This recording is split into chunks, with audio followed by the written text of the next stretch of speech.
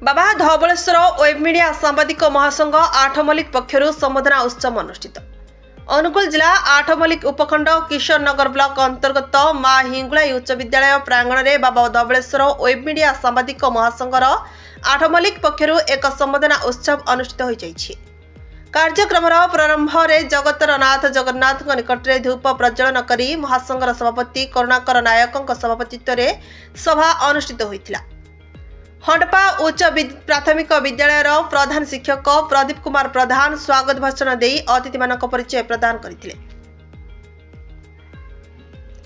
अग्रणी स्वेच्छासेवी अनुष्ठान निर्देशक मनोज कुमार महापात्र मुख्य अतिथि भाव में जोग देथिबा बेले लुहामुंडा ग्राम पंचायत समिति सभ्य दुबे चरण मेहरा मा हिंगुलाई उच्च विद्यालय प्रधान शिक्षक प्रशांत कुमार बेहेरा लुहामुंडा ग्राम सभापति विवेकानंद विश्वाल लुहामुंडा शिक्षा कमिटी सभापति रंजित प्रधान जिला परिषद प्रतिनिधि अरुण कुमार साहू सदानंद साहू सम्मानित अतिथि भाव जोग देथिले।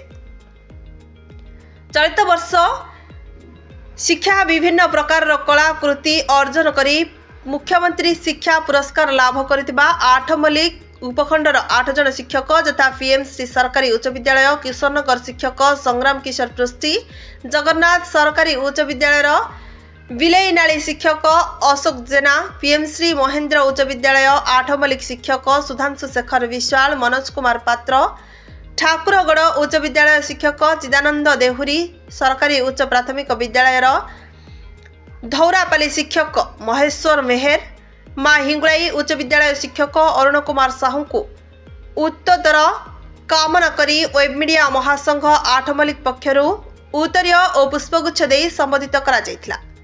मुख्य अतिथि और समर्थित शिक्षक गण शिक्षार महानता और शिक्षा अध्ययन रे छात्र छात्री मानक मुख्य भूमिका उपरे विशद भाव में आलोकपात करथिले।